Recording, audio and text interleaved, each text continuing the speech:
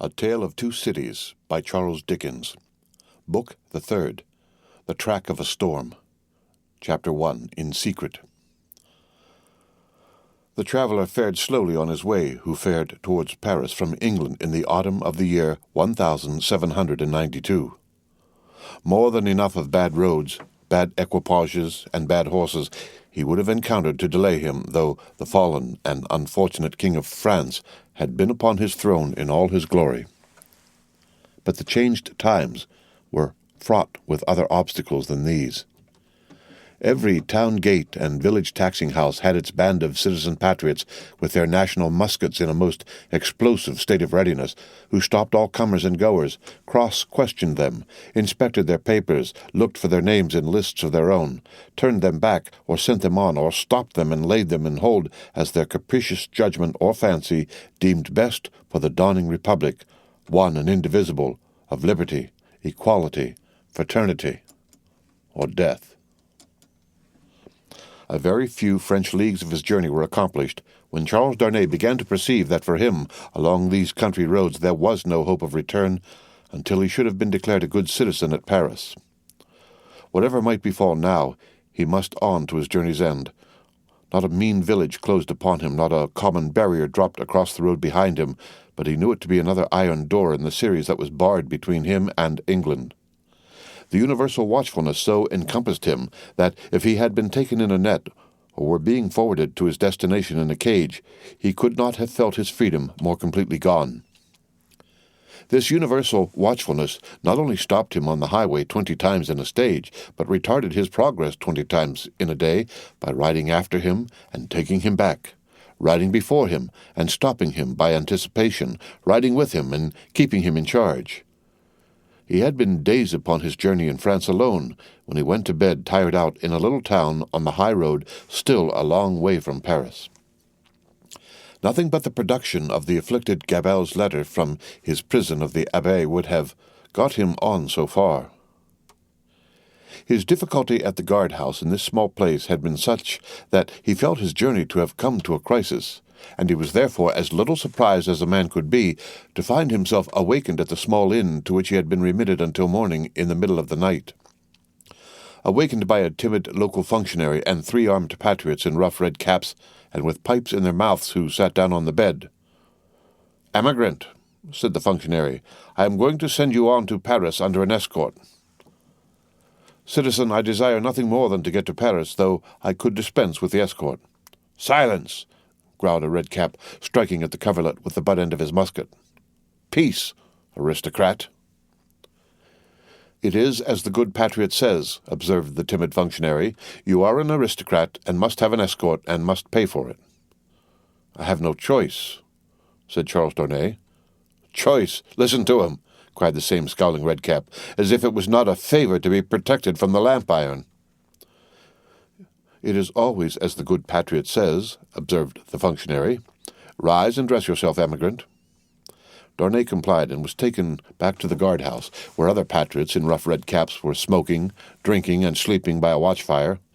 Here he paid a heavy price for his escort, and hence he started with it on the wet roads at 3 o'clock in the morning. The escort were 2 mounted patriots in red caps and tricolored cockades, armed with national muskets and sabres, who rode one on either side of him. The escort governed his own horse, but a loose line was attached to his bridle, the end of which one of the patriots kept girded round his wrist. In this state they set forth with the sharp rain driving in their faces, clattering at a heavy dragoon trot over the uneven town pavement, and out upon the mire-deep roads. In this state they traversed without change, except of horses and pace, all the mire-deep leagues that lay between them and the capital. They travelled in the night, halting an hour or 2 after daybreak, and lying by until the twilight fell. The escort were so wretchedly clothed that they twisted straw round their bare legs and thatched their ragged shoulders to keep the wet off. Apart from the personal discomfort of being so attended, and apart from such considerations of present danger as arose from one of the patriots being chronically drunk and carrying his musket very recklessly, Charles Darnay did not allow the restraint that was laid upon him to awaken any serious fears in his breast. For, he reasoned with himself, that it could have no reference to the merits of an individual case that was not yet stated, and of representations confirmable by the prisoner in the abbey that were not yet made.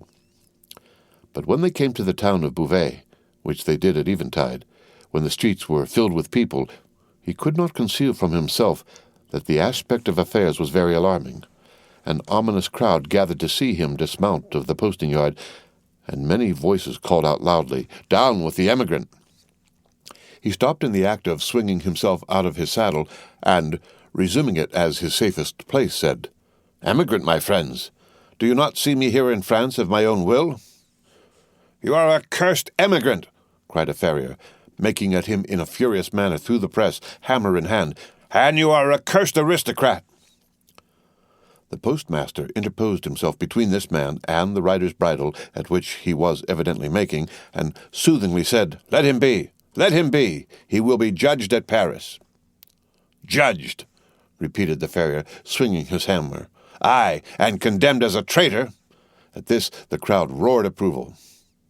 Checking the postmaster, who was for turning his horse's head to the yard, the drunken patriot sat composedly in his saddle looking on, with the line round his wrist.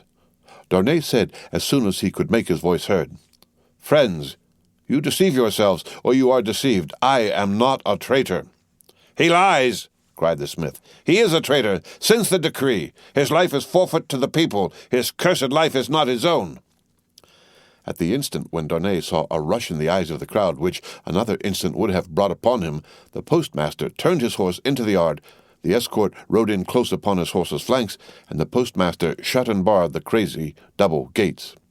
The farrier struck a blow upon them with his hammer, and the crowd groaned, but no more was done. "What is this decree that the smith spoke of?" Darnay asked the postmaster, when he had thanked him, and stood beside him in the yard. "Truly, a decree for selling the property of emigrants." "When passed?" "On the 14th. "The day I left England." "Everybody says it is but one of several, and that there will be others, if there are not already, banishing all emigrants and condemning all to death who return. That is what he meant when he said your life was not your own." "But there are no such decrees yet?" "What do I know?" said the postmaster, shrugging his shoulders. "There may be, or there will be. It is all the same. What would you have?" They rested on some straw in a loft until the middle of the night, and then rode forward again when all the town was asleep. Among the many wild changes observable on familiar things which made this wild ride unreal, not the least was the seeming rarity of sleep. After long and lonely spurring over dreary roads, they would come to a cluster of poor cottages, not steeped in darkness, but all glittering with lights, and would find the people, in a ghostly manner in the dead of the night, circling hand in hand round a shriveled tree of liberty, or all drawn up together, singing a liberty song. Happily, however, there was sleep in Beauvais that night to help them out of it, and they passed on once more into solitude and loneliness, jingling through the untimely cold and wet among impoverished fields that had yielded no fruits of the earth that year, diversified by the blackened remains of burnt houses, and by the sudden emergence from ambuscade and sharp reining up across their way of patriot patrols on the watch on all the roads. Daylight at last found them before the wall of Paris. The barrier was closed and strongly guarded when they rode up to it. "Where are the papers of this prisoner?" demanded a resolute-looking man in authority who was summoned out by the guard. Naturally struck by the disagreeable word, Charles Darnay requested the speaker to take notice that he was a free traveller and French citizen in charge of an escort which the disturbed state of the country had imposed upon him, and which he had paid for. "Where," repeated the same personage, without taking any heed of him whatever, "are the papers of this prisoner?" The drunken patriot had them in his cap and produced them. Casting his eyes over Gabelle's letter, the same personage in authority showed some disorder and surprise, and looked at Darnay with a close attention. He left escort and escorted without saying a word, however, and went into the guard-room. Meanwhile they sat upon their horses outside the gate. Looking about him while in this state of suspense, Charles Darnay observed that the gate was held by a mixed guard of soldiers and patriots, the latter far outnumbering the former, and that while ingress into the city for peasants' carts bringing in supplies and for similar traffic and traffickers was easy enough, egress, even for the homeliest people, was very difficult. A numerous medley of men and women, not to mention beasts and vehicles of various sorts, was waiting to issue forth, but the previous identification was so strict that they filtered through the barrier very slowly. Some of these people knew their turn for examination to be so far off that they lay down on the ground to sleep or smoke, while others talked together or loitered about. The red cap and tricolor cockade were universal, both among men and women. When he had sat in his saddle some half-hour taking note of these things, Darnay found himself confronted by the same man in authority who directed the guard to open the barrier. Then he delivered to the escort, drunk and sober, a receipt for the escorted, and requested him to dismount. He did so, and the two patriots, leading his tired horse, turned and rode away without entering the city. He accompanied his conductor into a guard-room smelling of common wine and tobacco, where certain soldiers and patriots asleep and awake, drunk and sober, and in various neutral states between sleeping and waking, drunkenness and sobriety, were standing and lying about. The light in the guard-house, half derived from the waning oil lamps of the night and half from the overcast day, was in a correspondingly uncertain condition. Some registers were lying open on a desk, and an officer of a coarse, dark aspect presided over these. "Citizen Defarge," he said to Darnay's conductor as he took a slip of paper to write on, "is this the emigrant Evrémonde?" "This is the man." "Your age, Evrémonde?" 37. "Married, Evrémonde?" "Yes." "Where married?" "In England." "Without doubt. Where is your wife, Evrémonde?" "In England." "Without doubt. You are consigned, Evrémonde, to the prison of La Force." "Just heaven!" exclaimed Darnay. "Under what law, and for what offence?" The officer looked up from his slip of paper for a moment. "We have new laws, Evrémonde, and new offences since you were here." He said it with a hard smile and went on writing.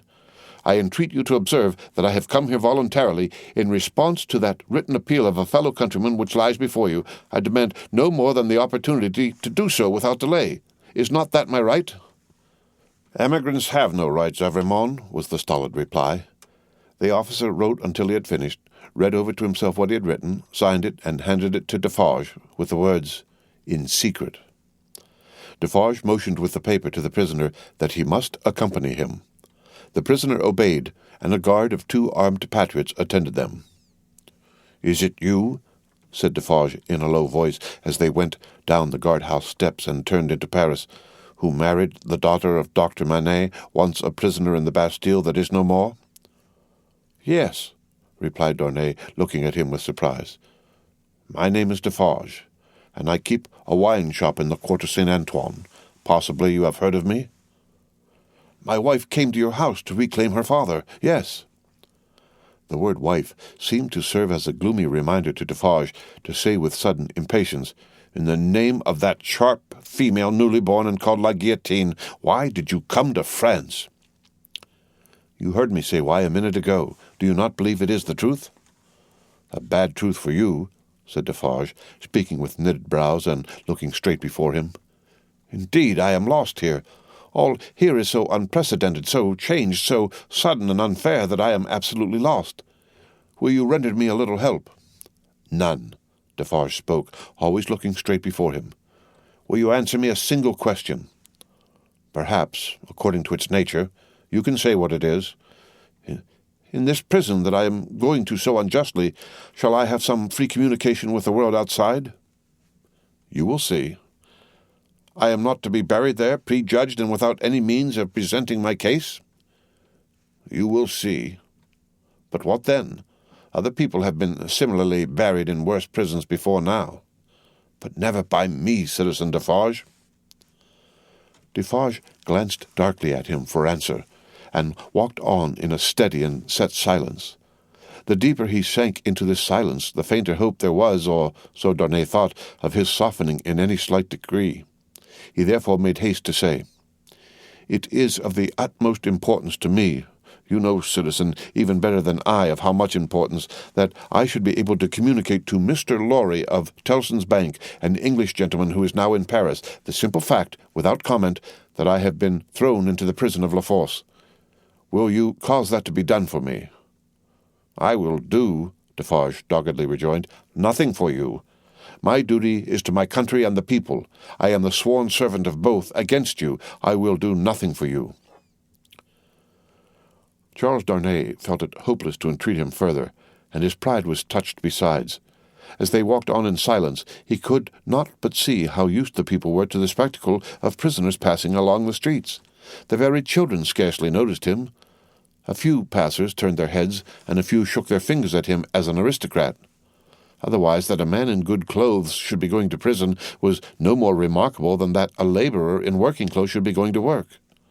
In one narrow, dark and dirty street through which they passed, an excited orator, mounted on a stool, was addressing an excited audience on the crimes against the people of the king and the royal family. The few words that he caught from this man's lips first made it known to Charles Darnay that the king was in prison, and that the foreign ambassadors had, one and all, left Paris. On the road, except at Beauvais, he had heard absolutely nothing. The escort and the universal watchfulness had completely isolated him. That he had fallen among far greater dangers than those which had developed themselves when he left England, he of course knew now. That perils had thickened about him fast, and might thicken faster and faster yet, he of course knew now. He could not but admit to himself that he might not have made this journey if he could have foreseen the events of a few days, and yet his misgivings were not so dark as, imagined by the light of this later time, they would appear. Troubled as the future was, it was the unknown future, and in its obscurity there was ignorant hope. The horrible massacre, days and nights long, which, within a few rounds of the clock, was to set a great mark of blood upon the blessed garnering time of harvest, was as far out of his knowledge as if it had been 100,000 years away. The sharp female newly born and called La Guillotine was hardly known to him, or to the generality of people by name. The frightful deeds that were to be soon done were probably unimagined at that time in the brains of the doers. How could they have a place in the shadowy conceptions of a gentle mind? Of unjust treatment in detention and hardship, and in cruel separation from his wife and child, he foreshadowed the likelihood or the certainty. But beyond this he dreaded nothing distinctly. With this on his mind, which was enough to carry into a dreary prison courtyard, he arrived at the prison of La Force. A man with a bloated face opened the strong wicket, to whom Defarge presented the emigrant Avremont. "What the devil! How many more of them?" exclaimed the man with the bloated face. Defarge took his receipt without noticing the exclamation, and withdrew with his two fellow patriots. "What the devil, I say again!" exclaimed the jailer, left with his wife. "How many more?" The jailer's wife, being provided with no answer to the question, merely replied, "One must have patience, my dear." Three turnkeys, who entered responsive to a bell she rang, echoed this sentiment, and one added, "For the love of liberty," which sounded in that place like an inappropriate conclusion. The prison of La Force was a gloomy prison, dark and filthy, and with a horrible smell of foul sleep in it. Extraordinary how soon the noisome flavor of imprisoned sleep becomes manifest in all such places that are ill cared for. "In secret, too," grumbled the jailer, looking at the written paper, "as if I was not already full to bursting." He stuck the paper on a file in an ill humor, and Charles Darnay awaited his further pleasure for half an hour, sometimes pacing to and fro in the strong, arched room, sometimes resting on a stone seat, in either case detained to be imprinted on the memory of the chief and his subordinates. "Come," said the chief at length, taking up his keys. "Come with me, emigrant." Through the dismal prison twilight, his new charge accompanied him by corridor and staircase, many doors clanging and locking behind them, until they came into a large, low, vaulted chamber crowded with prisoners of both sexes. The women were seated at a long table, reading and writing, knitting, sewing, and embroidering. The men were, for the most part, standing behind their chairs or lingering up and down the room. In the instinctive association of prisoners with shameful crime and disgrace, the newcomer recoiled from this company.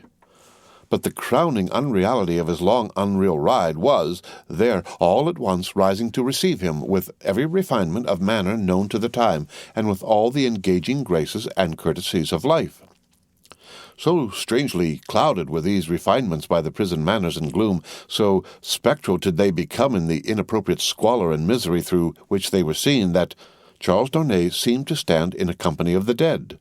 Ghosts all, the ghost of beauty, the ghost of stateliness, the ghost of elegance, the ghost of pride, the ghost of frivolity, the ghost of wit, the ghost of youth, the ghost of age, all awaiting their dismissal from the desolate shore, all turning on him eyes that were changed by the death they had died in coming there. It struck him motionless, the jailer standing at his side, and the other jailers moving about, who would have been well enough as to appearance in the ordinary exercise of their functions, looked so extravagantly coarse, contrasted with sorrowing mothers and blooming daughters who were there with the apparitions of the coquette, the young beauty, and the mature woman delicately bred, that the inversion of all experience and likelihood which the scene of shadows presented was heightened to its utmost. Surely ghosts all. Surely the long unreal ride some progress of disease that had brought him to these gloomy shades. "In the name of the assembled companions in misfortune," said a gentleman of courtly appearance and address, coming forward, "I have the honor of giving you welcome to La Force, and of condoling with you on the calamity that has brought you among us. May it soon terminate happily. It would be an impertinence elsewhere, but it is not so here, to ask your name and condition." Charles Darnay roused himself and gave the required information, in words as suitable as he could find. "But I hope," said the gentleman, following the chief jailer with his eyes, who moved across the room, "that you are not in secret?" "I do not understand the meaning of the term, but I have heard them say so." "Ah, what a pity. We so much regret it. But take courage. Several members of our society have been in secret at first, and it has lasted but a short time." Then he added, raising his voice, "I grieve to inform the society in secret." There was a murmur of commiseration as Charles Darnay crossed the room to a grated door where the jailer awaited him, and many voices, among which the soft and compassionate voices of women were conspicuous, gave him good wishes and encouragement. He turned at the grated door to render the thanks of his heart. It closed under the jailer's hand, and the apparitions vanished from his sight forever. The wicket opened on a stone staircase leading upward. When they had ascended 40 steps, the prisoner of half an hour already counted them, the jailer opened a low black door, and they passed into a solitary cell. It struck cold and damp, but was not dark. "Yours," said the jailer. "Why am I confined alone?" "How do I know? I can buy pen, ink, and paper. Such are not my orders. You will be visited, and can ask then. At present, you may buy your food and nothing more." There were in the cell a chair, a table, and a straw mattress. As the jailer made a general inspection of these objects and of the 4 walls before going out, a wandering fancy wandered through the mind of the prisoner leaning against the wall opposite to him, that this jailer was so unwholesomely bloated, both in face and in person, as to look like a man who had been drowned and filled with water. When the jailer was gone, he thought in the same wandering way, "Now am I left as if I were dead?" Stopping then to look down at the mattress, he turned from it with a sick feeling and thought, "And here, in these crawling creatures, is the first condition of the body after death. 5 paces by 4.5, 5 paces by 4.5, 5 paces by 4.5. The prisoner walked to and fro in his cell, counting its measurement, and the roar of the city arose like muffled drums, with a wild swell of voices added to them. He made shoes, he made shoes, he made shoes. The prisoner counted the measurement again, and paced faster to draw his mind with him from that latter repetition. The ghosts that vanished when the wicket closed. There was one among them, the appearance of a lady dressed in black, who was leaning in the embrasure of a window, and she had a light shining upon her golden hair, and she looked like— Let us ride on again, for God's sake, through the illuminated village, with the people all awake. He made shoes, he made shoes, he made shoes. 5 paces by 4.5. With such scraps tossing and rolling upward from the depths of his mind, the prisoner walked faster and faster, obstinately counting and counting, and the roar of the city changed to this extent that it still rolled in like muffled drums, but with the wall of voices that he knew in the swell that rose among them. The end of Book the Third, The Track of a Storm, Chapter 1. Read by Rick Kishner for Lit to Go on the web at fcit.usf.edu.